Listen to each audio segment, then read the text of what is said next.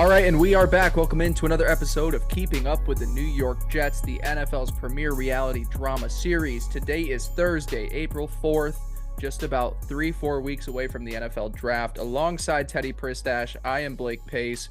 Fun episode coming to you guys this week. We've got a new edge rusher in the building. Going to go over the Haason Reddick trade that happened over the weekend.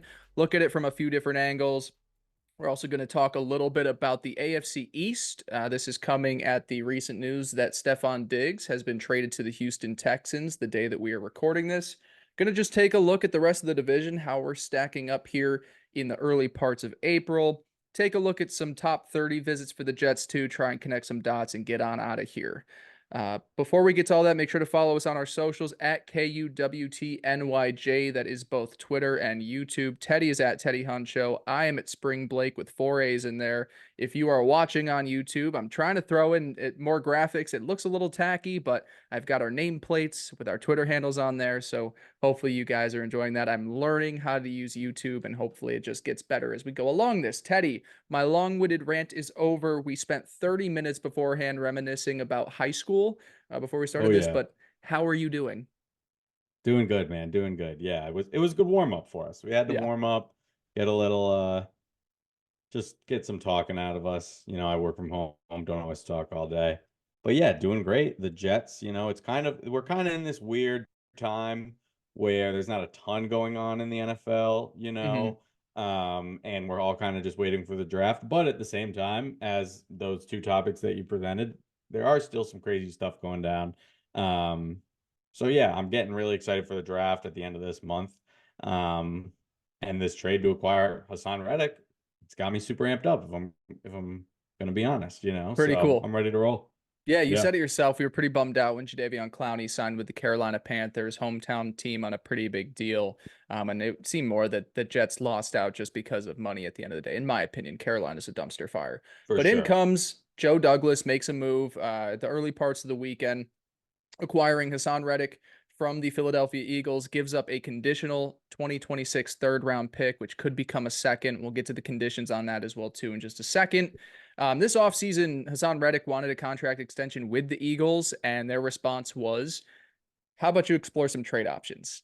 And then Philadelphia goes into free agency, signs Bryce Huff away from the Jets, restructures the contract for Josh Sweat, their other edge rusher, who was it was going to be Sweat or Reddick that was on the move. They restructure his deal, and then you go, okay, Haason Reddick, he's going to have to find a new home. So the deal gets done. Like I said, that conditional third to become a second, you need two things to happen. He needs to play over 60 or 67.5% or more of plays next season and needs 10 plus sacks. So before we get into the conditions in that part as well, too, Reddick, 29 years old, final year of his contract, is going to want a big year to hit free agency and get a big payday, probably one of the last big paydays of his career. Back-to-back Pro Bowler, 27 sacks over the last 2 years. The floor is yours, Teddy. Talk to me about this move. Yeah, I mean this one's awesome. It feels like one of the better moves over the past couple years. Um, just because you're getting such an established guy and such a consistent guy who's been great, basically since he was drafted. He just had 2020 or 27 sacks over the past 2 years. I think he has 52 sacks over the last five. Um, just a really, really great consistent player. And when I think about, a lot of times when we acquire guys, I feel like a lot of times it's, a guy who hasn't really hit his potential, but we still want to buy in on him and we make a big deal and hopefully he breaks out, or a guy like Carl Lawson who had a pretty good 1 year. The sack numbers weren't there, but he had a lot of great percentages and stuff, and the potential was there for him to break out. And you take a shot on that guy. I feel like those are like classic moves to make, when you're trying to improve your roster, and so often they can be misses. This one just feels like a very, safe, consistent, like we just added a Pro Bowler, to our edge room that, we've been talking about over the last couple of weeks is like this like sneaky and then became not so sneaky need of the Jets where, you have some guys that you believe in that room, but you didn't really feel that confidence. I would have loved a guy like Jadeveon Clowney to come in, doesn't have to be relied on to be a starter, but can at least add something to that room, to miss out on that and then go make a move for Haason Reddick, who again is a coming off 2 Pro Bowl seasons, or um and is just still a very good player in the league. I mean, he's going to be able to be out there as much as you need him. He's going to become, the starter opposite Jermaine Johnson, and it just feels good. I mean, having good edge rushers is so, so important, and to add a guy like this that is an established great player just feels awesome. Yeah, 100%. Like you said, it's almost the GMs that try and do those moves like a Carl Lawson or that. You're almost trying to be too smart, where sometimes an option is sitting there in front of you and you're like, okay, a conditional third round Yep. pick for a guy that is still in the prime years of his career, needs a big season for his next big payday. And we don't have to give up much. Like, you just go ahead and you make that move. Yeah, and that's a huge part of this is you're adding this player for a 2026 pick, and there is definitely that side of things, right? Where if this maybe doesn't work out the way you want it to, or even if it does for 1 year and then he walks, but you're sitting there in 2026 and all of a sudden it's like, hey, we don't have our second, what the hell? That is something. Like, I don't want to completely discredit that, but it's like, it's 3 drafts down the line. Truly, who cares? Like, who gives a fuck? Like, that's truly what I think. Like, Yeah. it's 3 years down the line. We know Joe Douglas and Salah are on a 1 year, tryout basically. And while you still want to be able to address the future in some ways, like, this is the type of move this Jets team needs to be making, right? Like, they need to be going all in for this year. They need to be doing everything they can to succeed this year. And to take the route of saying, hey, there's not really anyone available, on the free agent market that we love. Let's go make a deal like this for a guy that's going to have to walk anyway. They weren't going to, like you said, they weren't going to keep him in Sweat, especially after you acquire Bryce Huff. Um, yeah, I think that's like the sneaky greatest part of this is that, let's say it is a 2026 second. That's a pretty good alternative to adding a player like this to your roster. Yeah, at worst case scenario, especially where they're at in a win now season where they need to prove it. And it's a win-win for both Reddick and the Jets, where it's like, if this thing goes to plan next season, Reddick will go get paid in free agency, and the Jets will most likely be a playoff team, which is what they need out of this. This is what everybody needs for this upcoming season. I think to then talk about Bryce Huff as well too, and why the Jets chose to make this move instead of keeping a guy like Bryce Huff. The more I kept thinking about it, even this week since the deal had been made, in the coming years, the Jets have to pay a lot of guys on defense. They're going to have to give up contracts to, DJ Reed will be coming up soon. Sauce Gardner will demand a big one. Hopefully, if they pan out, you're also giving nice deals to Jermaine Johnson, maybe Will McDonald on the other end as well, too. And those are the bigger names. You still have some other guys in there that you're going to mix it up with. Huff needed that money now. It was, as you saw, 3 years, 52 million, I believe, is what he signed with Philadelphia. And they said, look, we can't commit to that right now, but you know what we can commit to? Haason Reddick on a 1 year prove it deal for a pick that you said is 3 drafts from now. They're not worried about that just yet. You've got 2.5 years to make more deals to accumulate picks throughout that, just as we're about to watch them do for this draft as they try and move back from 10 probably at some point, accumulate day 2 picks. They are focused in the now.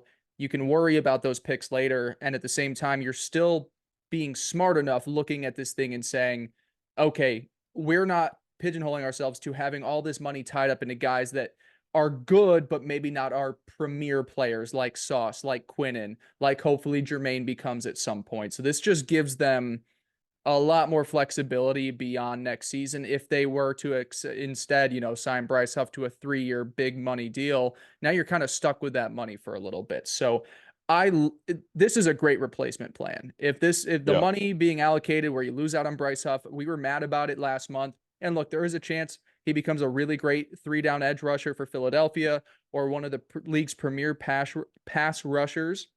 And we say, man, we really do miss out on a talent like that. But is for where the Jets currently stand, where you're trying to win now, but also save yourself because you've drafted so well the last few years and need to pay those guys soon. This kind of flip makes a lot more sense to me now that we know it. Whereas a month ago, we probably were like, man, I was really mad about letting Bryce Huff walk. And if this is Yeah. the door number two, I like door number two. Yeah. No, I agree. And just, we've talked about this a few times over the past couple weeks, but these incentive laden deals where it really is so dependent on, how well these guys work out. You think specifically of Haason Reddick and Tyron Smith, like those are huge pieces of our team that if we want to really, really succeed, those guys are going to be part of it. And to just know you kind of have that in your back pocket of like, okay, well, if this falls apart, if this doesn't work out, we really don't have to kind of pony up the way that we would otherwise. Like Yep. it's just so it's nice that like Joe Douglas takes that approach and puts in the work to get those type of deals done as opposed to just saying like, all right, yeah, let's sign this guy to a $10 million deal and hope it works out. Like to build in these incentives is just it gives me lots of confidence because it's either like, well, it'll work out and we'll have paid them what they were worth, or it won't work out, unfortunately, but we get a little bit of bump there. And I'm not trying to say that a lot of players do it on purpose, but you do get a lot of those guys that are in their contract year and all of a sudden it's like, holy shit, where did this come from? And they get their contract and it just it doesn't continue to grow. Or maybe it stays the Sure. same, maybe it even dips back a little bit. And I'm not saying that's the case with Bryce Huff, where he's gone from undrafted free agent to the highest paid undrafted free agent non-quarterback in league history. He is still young and can keep ascending, but at least you are now replacing that where Huff last year was in his contract season and needed to go ball the fuck out. You just brought in a guy that needs to do the same exact thing. I do believe that at the end of the day, Haason Reddick is a 1 year rental, but for where the Jets are, Yeah. you need that 1 year rental that is going to really give it his all in this one season because he knows that his next and final big contract is waiting for him next free agency. So I love it. Yeah. And go ahead.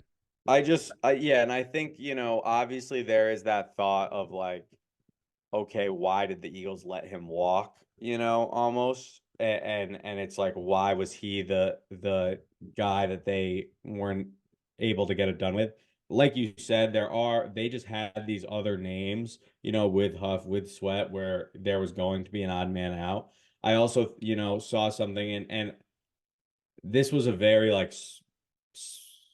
speculative, that's a good word, speculative Good report, word. but it was just basically talking about how like Vic Fangio with the Eagles likes to run a lot of 3-4, and that's not really Haason Reddick's like thing anymore, like dropping into Mm-hmm. coverage. Like he wants to be Yeah. an edge rusher. Get the quarterback.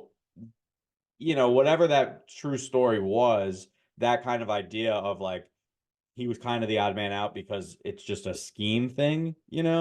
And then you think of the Jets who just are committed to the 4-3 and want to have those edge rushers and want to pin their ears back and, just go after the quarterback. Like it just feels like it works out so perfectly for us. Like it was this perfect scenario where there's a great player who for some reason needs to leave his team and the Jets actually pounced and made it Mm-hmm. happen. This is the type of move that if they don't make, you're kind of sitting there and you're like, well, this other team just did this. Like, why couldn't we have done that? That would have improved our team a lot. So Yeah. feels And good. I think Reddick was also at that point where he wanted his next contract. He wanted to stay in Philadelphia. And the Eagles said, look, They just we weren't have paying him. they've got too much money allocated to some bad contracts, but other key positions in different areas. And they thought, well, if we can replace some of the edge production, and yeah, it stings then to be that guy that watches Bryce Huff get a big contract when you are, a guy that just gave it all for the last 2 seasons, 27 sacks. You're like, you won't give me one. So I'm sure that kind of hurt him a little bit, but like you said, it was just one of those perfect situations where Joe Douglas now, I didn't even put this on the sheet, but like this man works trades.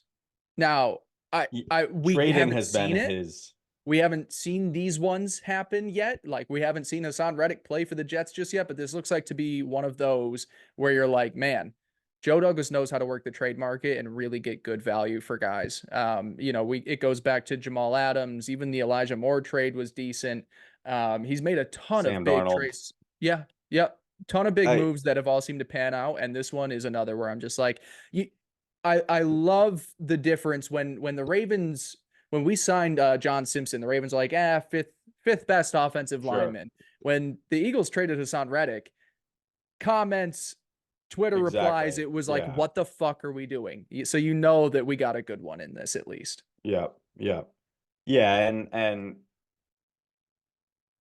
I had something to say and now I'm I forgetting. interrupted you. Um, no, it was about what you were just saying, but my brain is just all over the place at the moment. Um, Um, I yeah, will I say don't know. one thing before moving on to the second point of this that I want to talk about is I don't think Reddick gets to 68% of snaps next year. I just don't see where that'll happen with them. So to me, I'm like, Yeah, that's actually a super solid point. I thought about it more in terms of like if he's there for 100% of the season. But I mean, there's almost no chance he plays 68% of the snaps. I actually have these pulled up I was just about to for go look at another where reason, I was gonna look at where but Jermaine was last year. Jermaine was at 65, Yeah, 66. So and it's he's right the on that top line. guy. But yeah, no, well, yeah, Quinnen is the top on the entire defensive Yeah, line, and he's at 68. So that's right above that mark. he's not getting to Um, 68. Jermaine isn't. yeah, I mean that almost feels like strategic, like because Jermaine at 66, I mean, that is a pretty high number, and I like that that number was so high with the way he played last year. Um, but continuing to keep him and Quinnen both out there, and then mixing in Haason, probably planning on giving Will McDonald more reps. Yeah, Yeah, it doesn't feel like he's 68 is not gonna going to get to be there. And 68. also, I'm not shocked if he doesn't get to 10 sacks. I mean, that's a huge number. Yeah, He it's could a have big 8 one. sacks. Not, you It's a know what I big one. mean? Like Yeah. it's not, and don't get me wrong, he's had 10 sacks multiple times in his career.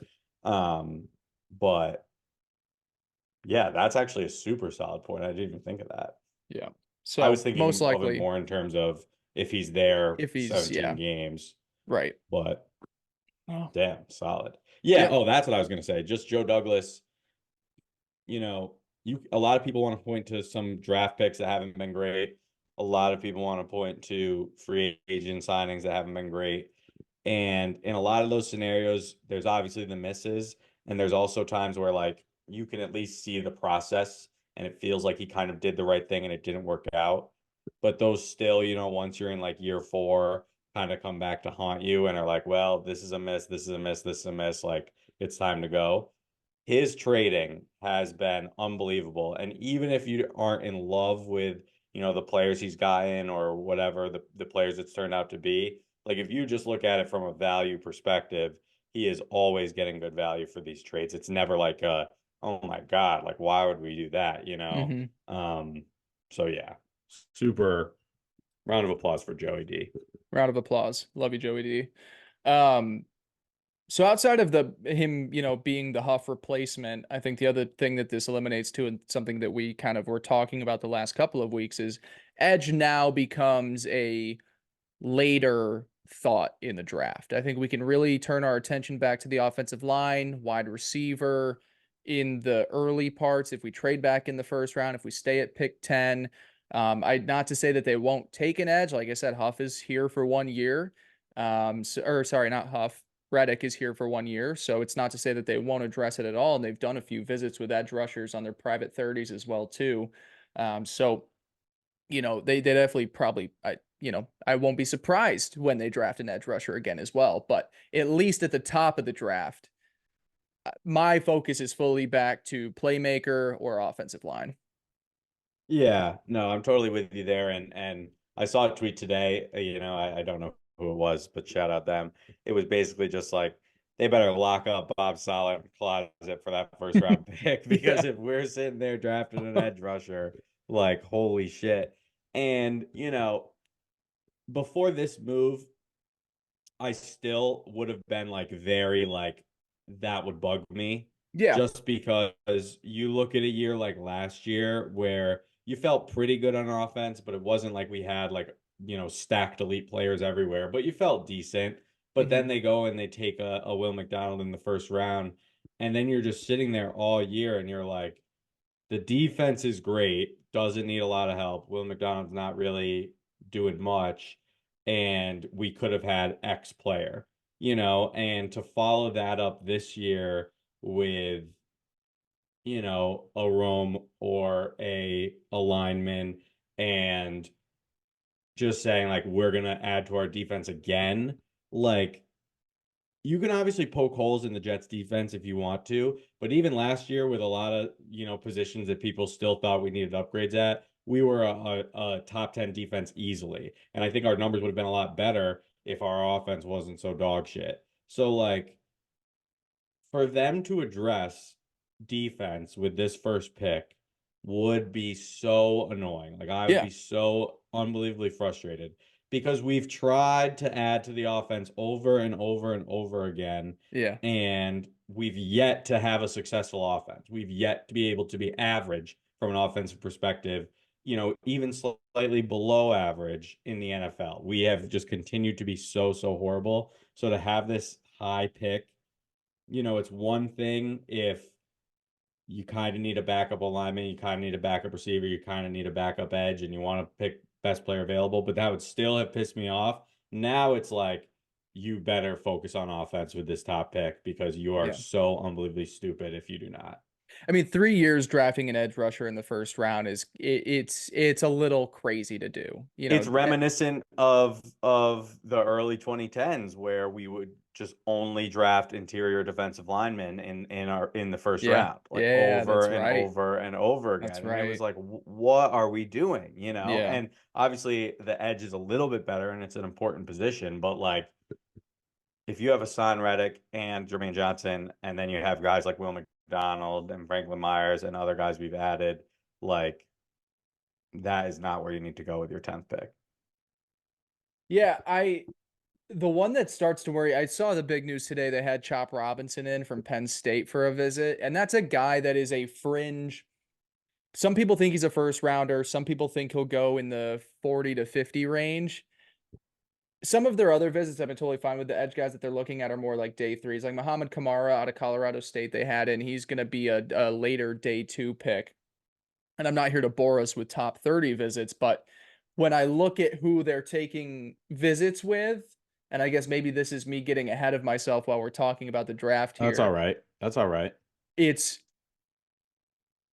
the only guy that is really someone you would take in the top 10 is Rome Odunze. And granted, this is early on. They have an entire month until the draft, and they've also done combine visits. They've done pro day visits. This is just who they are bringing in for their top 30s.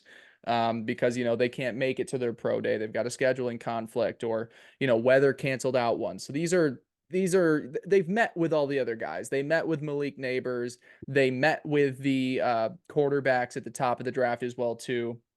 So I guess I shouldn't be nitpicking this too much, but when you take a look at the guys that they've had in for individual top 30 private visits, Chop and Rome are the only two that I would expect to go in the first round. And Chop, I think, is more likely a second round pick than anything. So all of this to just get back to the point of like taking a third edge rusher 3 years in a row after going Yeah, it'd be Jermaine, crazy. Will McDonald, it would be insane. Yeah, and honestly, yeah, actually, I wanted to say I'm at the point where I really just want them to take a receiver, Yeah, but that's not actually true because I do think that adding a lineman yeah, would just be so invaluable, especially, your boy Fatanu, I think, who you said can yeah. kind of play anywhere. Like He's a dog. having a guy like that would just be so reliable for someone going down. And I don't want to say the rookie's reliable, but just someone you can kind of trust has that skill that he needs. Mm-hmm. Um, yeah, I guess I'm not there yet to pick one way or the other, but Right. yeah, edge rusher has to be off the board. And before this move, I think despite what Jets fans wanted, it was at least still a conversation. Now it really does feel like that's going to be off the table for them.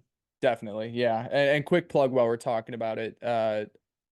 Subscribe to the Spring Blake NFL Draft newsletter if you haven't yet. Do it. Today, when this episode is coming out, so April 4th, top 12 offensive tackle prospects are coming out. And then Friday is a shorter list, but top 8 to 10 interior offensive linemen.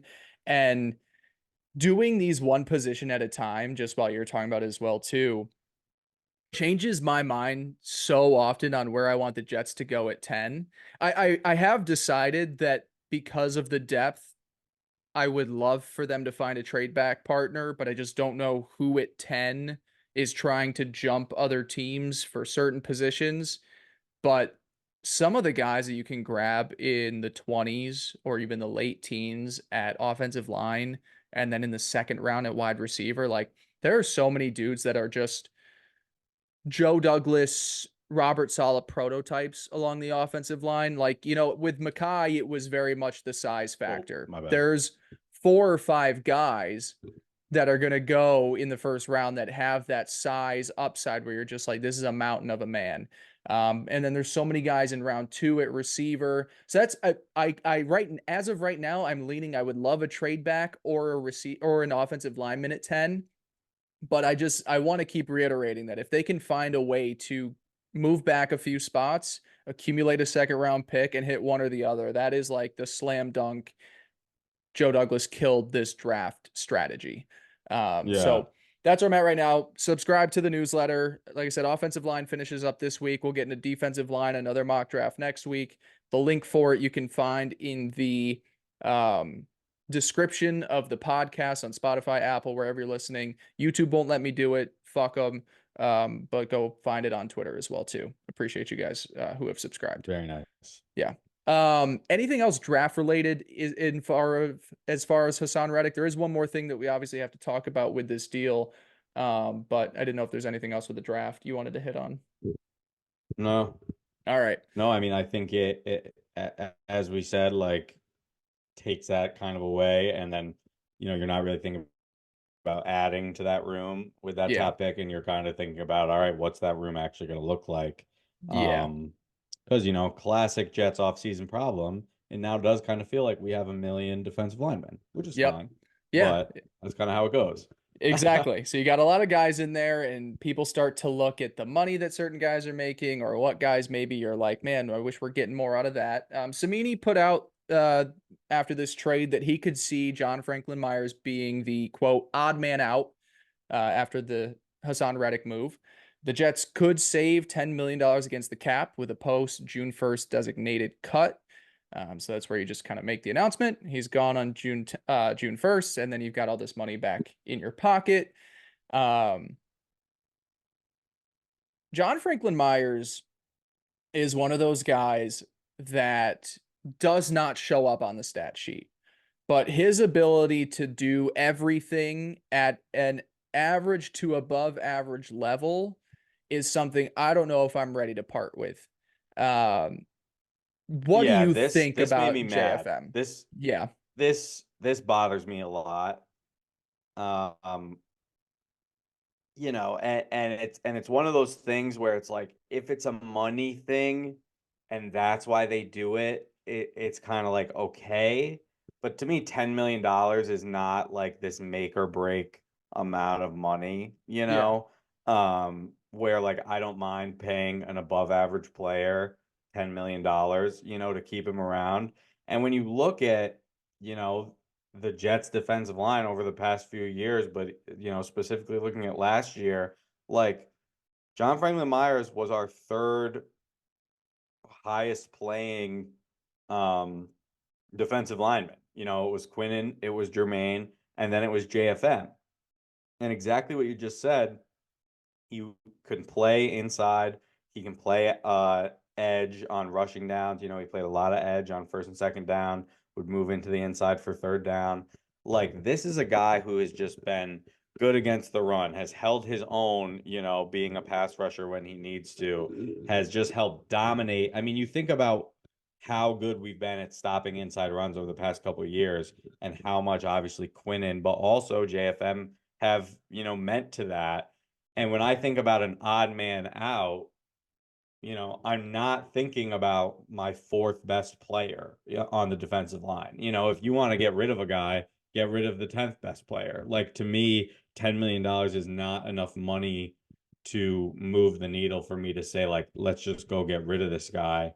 It almost kind of feels like last year with like Corey Davis, where everyone was just like, let's just cut him because we have other people who can play these positions. But it feels even worse because I think John Franklin Myers is a higher caliber player at his position than Corey Davis is at his. So I'm not into this at all. Like this, I'm very, very against. Yeah, it would be one thing if his contract was something that it went 2, 3 years from now, and you just had to be like, man, we're really stuck. We're tied to a lot of money with this guy, and Yeah. we have young guys we have to pay. We just traded for a guy that is clearly going to be a starter. But you're right. JFM, it's just one of those I think people might want to see as the odd man out because I think they just look at the numbers of it, but the value he provides to that defense going inside outside, great against the run on the edge, good getting to the quarterback on the inside, creating pressures. It's something that, I think they tried to make Michael Clemens become, but he hasn't become that. They wanted to make him kind of that tweener, and cool if he had turned into that, that's awesome. Then you maybe a guy like JFM is a little bit more, you can afford to Expendable. cut him exactly, but he hasn't turned into that yet. And I just think you're almost saying, okay, cool, we solved the edge room with Haason Reddick. Now we need to just create more. Now we need to create Needs. another problem by getting rid of JFM. Where it's just like, to Yeah. me, that doesn't, just because one thing happens doesn't mean we also have to now make the problem worse. Like it's a luxury that they have a great defensive line. We should keep it that way for next year. Yeah, and I think that's the best way to look at it, right? Like, does the team get worse if you remove him from the equation? And I think the answer is certainly yes, And you've had guys you've added in free agency, that you could potentially hope make up for some of that, but you Hmm. haven't signed anyone, Javon Kinlaw, Lakey Fotu, like they might be okay, but Yeah. they haven't been as good as JFM has been over the last 3 years, and Hmm. and so to me, it's just like that would be not playing for this season almost if you're just, and again, if you're trying to make like a deal and the money is the reason, that's kind of like a okay, but there has to be a reason. Like you don't just Yeah. save money just to save money, you don't make your team worse just to leave it that way. So Yep. yeah, I'm very out on this. Yep. Out on it as well too. This is the conversation that I want to have with you now. It's the elephant in the room. It's the reason why the Jets, I believe, made this trade for Haason Reddick. Not solely the reason, but it would have been easier to not make this deal if we had been, I guess, maybe gotten a little bit more out of Will McDonald in his rookie season. Now, granted, like I just said, it was his rookie season. It is a crowded edge room there, and they gave him a very specific role, said get to the quarterback.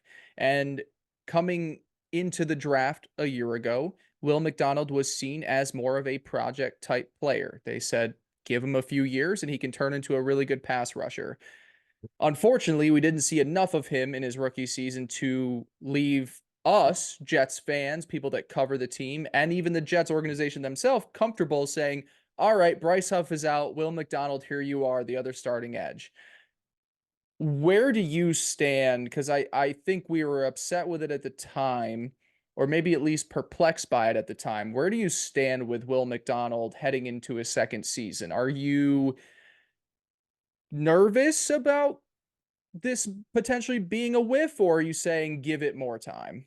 Yeah, I mean it's an interesting thought like question. I'm certainly on the give it more time side just Hmm. because I think obviously what happens this year will kind of dictate a lot of opinion. Yeah. Um, I don't fully agree. Like, yes, the Jets needed to add more to their edge room, right? And we have talked about that. We talked about it with Clowney as a guy who like we felt comfortable adding him in, and you didn't really just want to sign someone who was just like a backup. You wanted to sign someone that was more established. To me, that doesn't like super feel like an indictment on Will McDonald. I do think there is enough to go around where is potential for him to, play 40% of the snaps or something like that, like Bryce Huff did last year, or something like that, and kind of become this better player that fans are more satisfied with the pick. You're always going to be able to point to, the fact that there were these other offensive weapons available at that number 15 spot, right? And you think about last year and you think about, man, we were really in a spot where we needed some talent on offense that we just didn't have. right? And even this year, like I love Garrett Wilson. I'm very happy with the Mike Williams addition, as the number two. But even that's still a little bit of a question mark. You don't even know if he's going to be there. So like your wide receiver room still isn't so established, and there's the thought of taking a guy at pick 10 this year, and all those things kind of stacked on top of each other.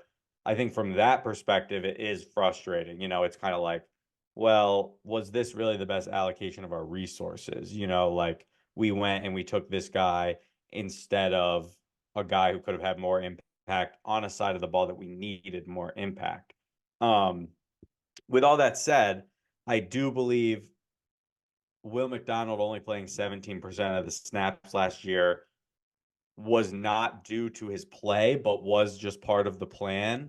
And again, I always say this, but I think you can point to Jermaine Johnson, who I think played 19% of his snaps in his first year, Yeah. and then became, one of the top edge rushers in the league last year, almost, top 10, 15 guy, it seems.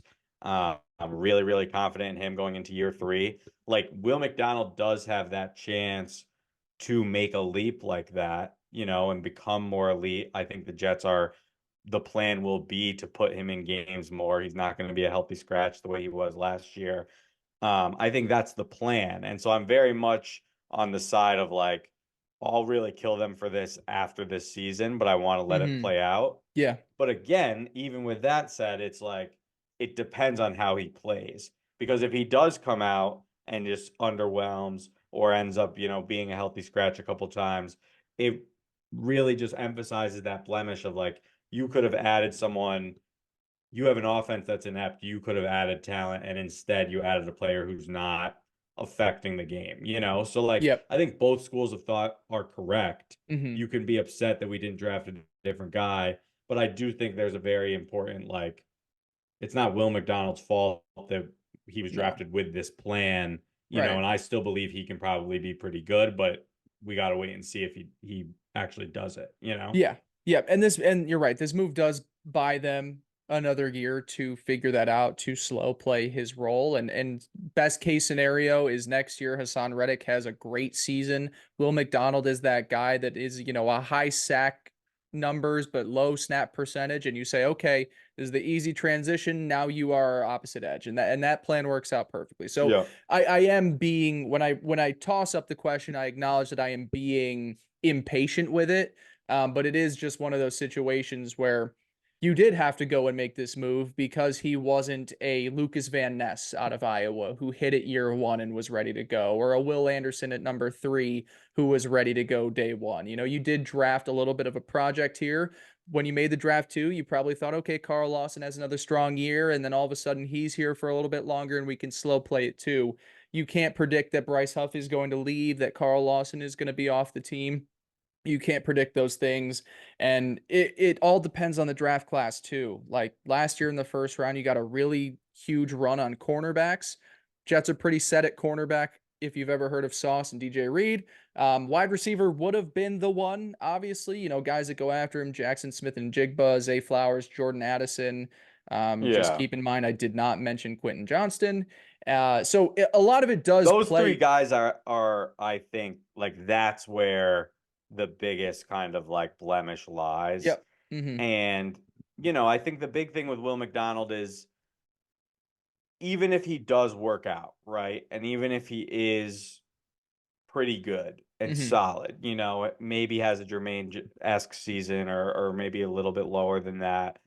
It does feel, the thought at the time was this feels like a little bit of a reach, and when even if he is able to establish himself, and like, don't get me wrong, last year was a lost season. Even if Zay Flowers was on our team, it probably Yeah. would have still been a lost season. Definitely. But it does just kind of, it's like, did we get the value we could have got at 15 for a guy that maybe should have gone more 28, And Yeah. I think when you think about Jermaine Johnson and the way he didn't play his first year, he had the benefit of being, the Jets' 3rd first-round pick, the 3rd of 4 guys picked in the top 33. Like, he had that benefit of, we already took these impact players above Right. him, Yeah, that's fair. where him not working out just didn't it didn't feel like it mattered as much, and it was late, first round. Whereas number 15, it's like it feels like you could have, gotten some more juice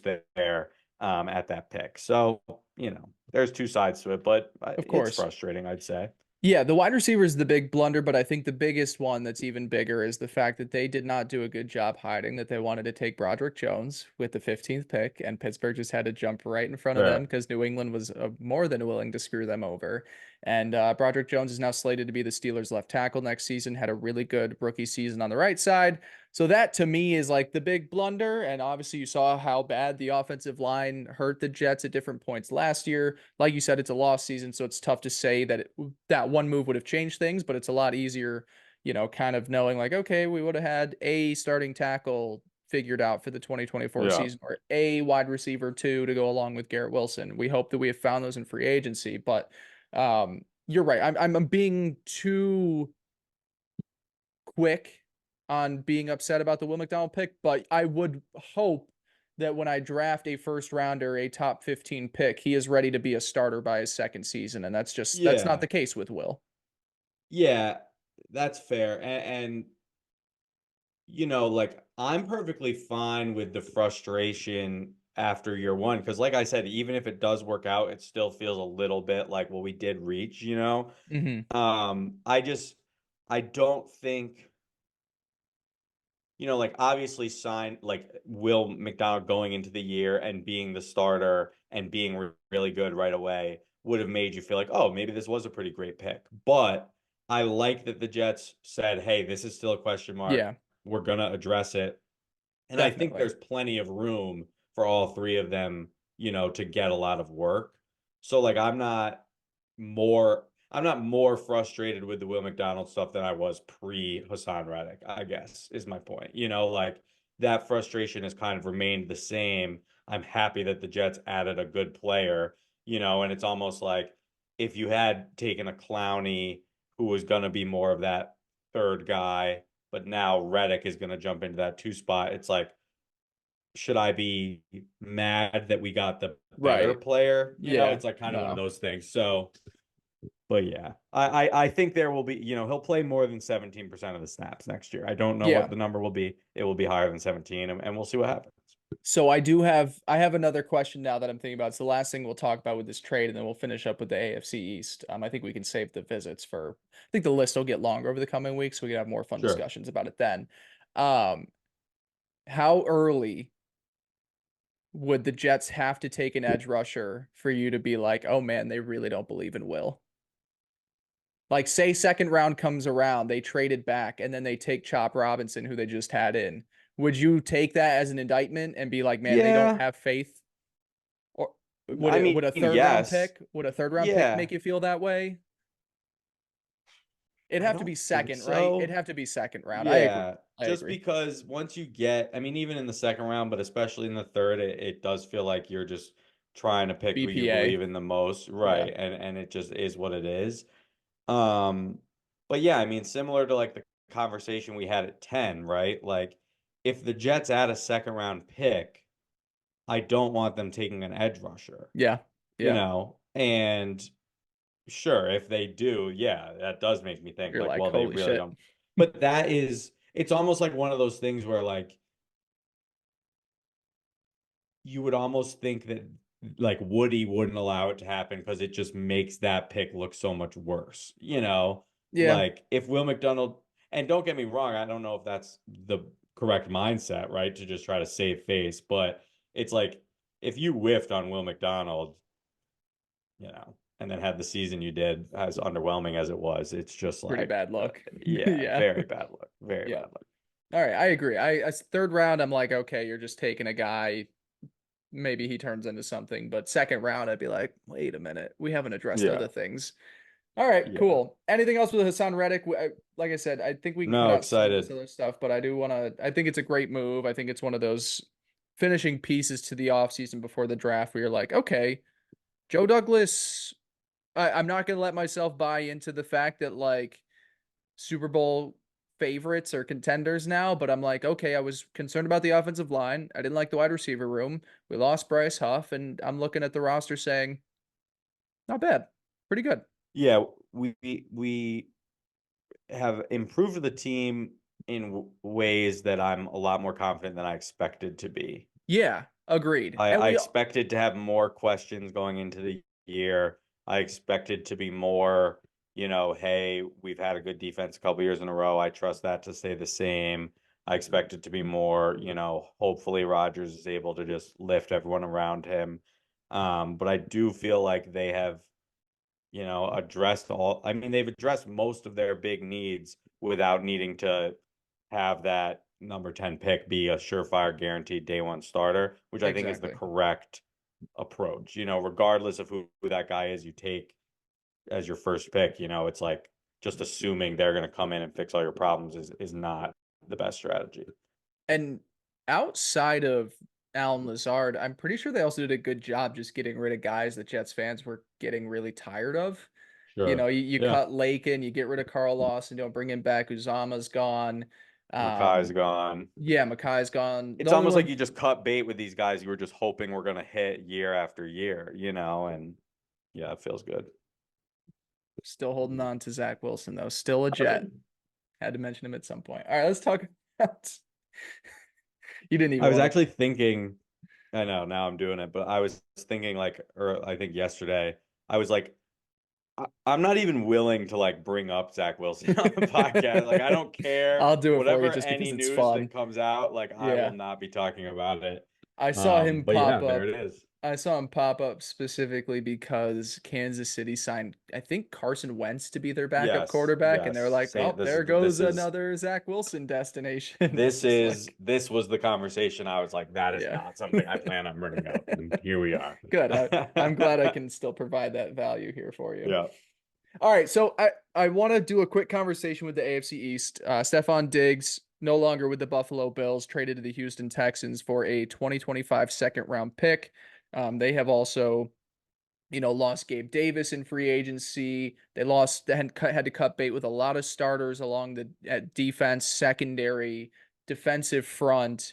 Um, you're never not a contender when you have Josh Allen as your quarterback, but if you took a look at this roster, you would say not the best that they've had over the last few years. You look at the New England Patriots, their win total set for the 2024 season is 4.5.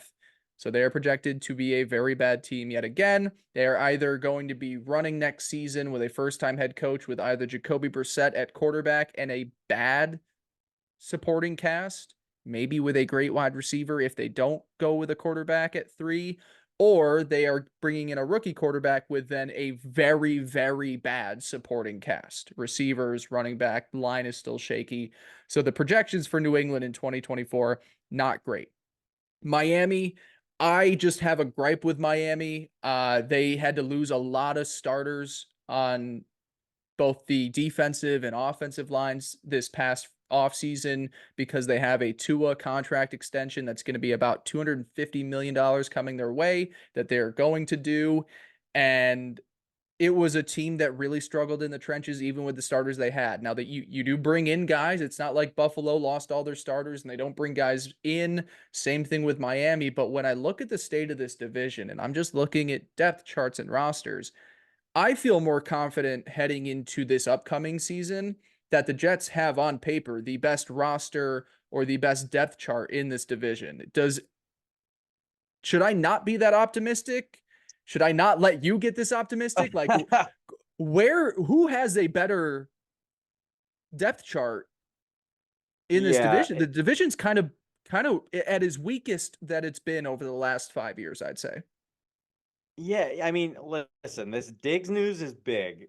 It is a great player who was on the best team in the division, and now he's gone. And you look at just their skill players that they have on offense, and there's really not anyone yet. And sure, I'm sure they will make moves. They will.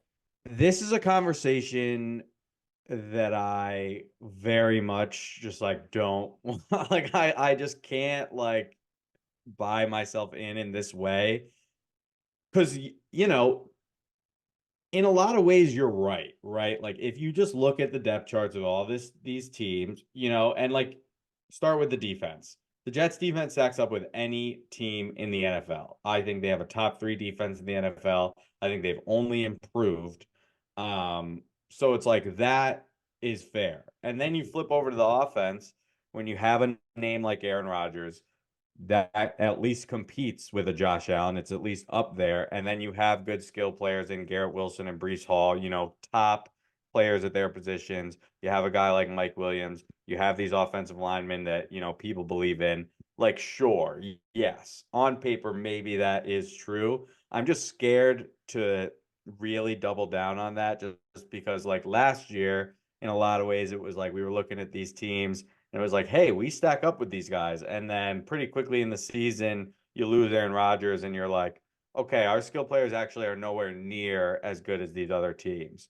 I also think we as Jets fans have been so used to like having bad players that if you just get guys who are like somewhat reputable, Yeah, all of a sudden we think we're like the best in the league. I fair. remember I'm trying to think of who the guys even were, but it was a few years ago where that conversation was like, do the Jets have the best starting four? Like, do the Jets have the best 1 through 4 receivers in the league? And I can't remember who it Was it the was, but it Brandon was Marshall, like, Eric Decker days? Was it that no, far not back? even. Oh, It was Jesus. like it might have Good been Garrett's Lord. rookie year, Oh, God. but it was Mims. when we signed. It was when we signed. Was it Corey Davis? Not me, Cole.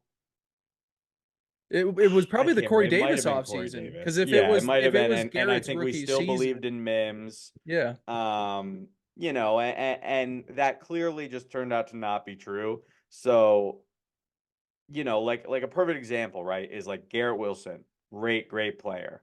Mike Williams, super solid second year or second wide receiver, established player. Like Jets fans, I think look at that and are like, our 2 guys can compete with anyone. And it's like those Yeah. are solid guys, right? But Yeah. that's not Jalen Waddle and Tyreek Hill.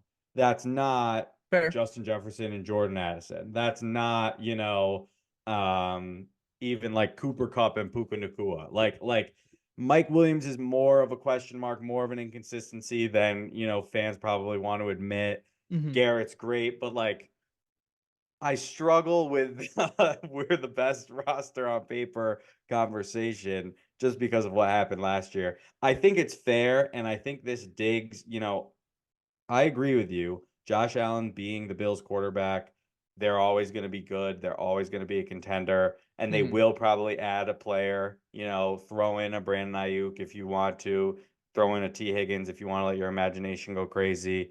That one's more unrealistic, but it does feel like that window is open for us in a good spot where if we can hit the ground running and if we can succeed with Aaron Rodgers and if we're able to like really go for it, we'll have that chance to win the Hmm. division this year. I think that's very fair to say. I'm just completely shell shocked and scared to be that Yeah. confident. Yeah, we're having this conversation April 3rd. I just thought it'd be a fun, we've talked a lot about the Jets this offseason, but there've been a lot of things going on around the division that you're kind of like, oh, what's going on over there? Like I said, the Yeah, Bills Stefon Diggs being traded is wild. and the Bills Very did, wild. to their credit, and it was what fueled their success last year, was they turned themselves into a power run football team behind Josh Allen and James Cook. So their identity is also changing, kind of like what you've seen the Chiefs do with Mahomes, where all of a sudden Isaiah Pacheco comes around and you're like, let's just be a really physical between the tackles running game, because then we can make life easier in the passing game. They did the same thing. They traded away Tyreek Hill. They beefed up the offensive line and the ground game, and they just said, let's go. The Bills did reinvent themselves and found success in it last year. They do have 2 talented tight ends and a strong run game.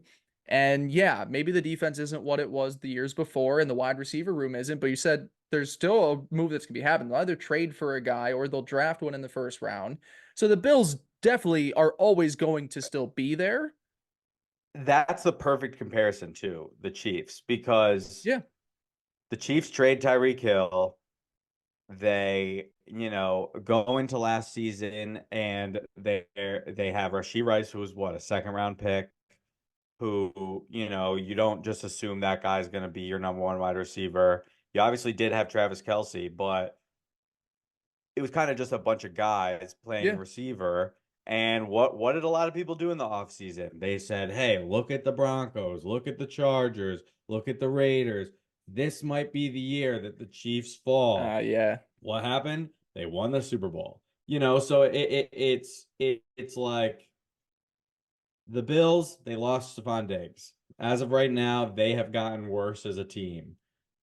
Am I ready to say the Jets are better than the Bills? No. The Chiefs had a really good Unless defense. The Chiefs had a really good defense and No, a strong and offensive that's line. fine. That's true. And maybe the Bills don't, but maybe they're gonna be just fine. And they're gonna and again, it's like, yeah, sure. You want to look on paper and you want to tell me the Jets are the best Yeah. roster.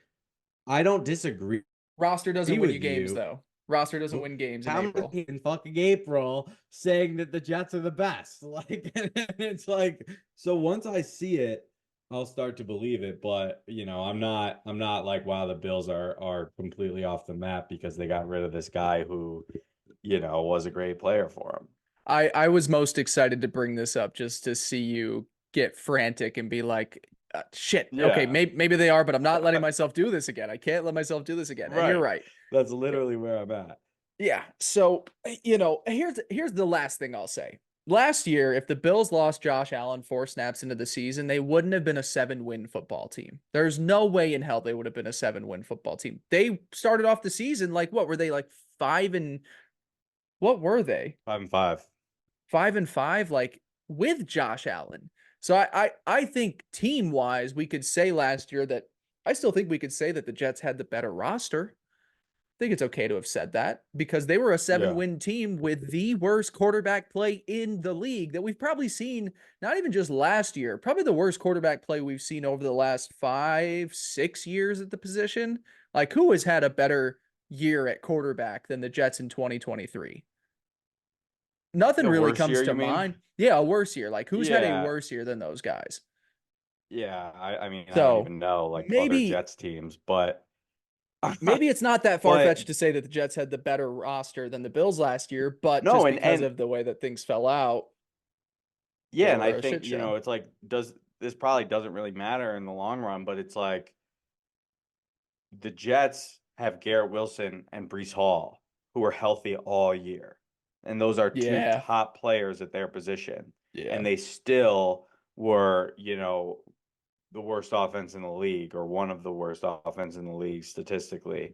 So, did they have a decent offensive roster? Yeah, they had a couple good players, but it didn't translate. So it's like, yeah, sure, they may have had a better roster. They need to win these football games. Yeah, I'm going to put my hand up and apologize because I think since the offseason has started, I said that I was not going to build up any expectations for this team until games were played. And here we are, April 3rd, April 4th, when you're hearing about this, and we're talking about how the roster is potentially the best in the division. To be fair, so, my fault. As we said earlier, to be fair though, as we said earlier in the podcast, they have improved the team in ways I did not expect them to get offensive linemen that we would be as excited about as Tyron Smith and Morgan Moses. I did not expect them to sign a wide receiver that I would be as big of a believer in as a guy like Mike Williams. I did not expect them to sign a guy like Haason Reddick. So it's like they're making moves that I love, but it's just hard for me to really be like, yeah, we're the best until I see all these guys play. Because truthfully, as a Jets fan, what do I think is going to happen to all 3 of those guys? They're all going to suck. Every single one of them. Because that's what people do when they come to the Jets, and I get excited for them. So, we'll see. I can't think of a more fitting end to the episode. Yeah. Yeah, what are you going to do? What are you going to do? It's the life. It's the goddamn Jets.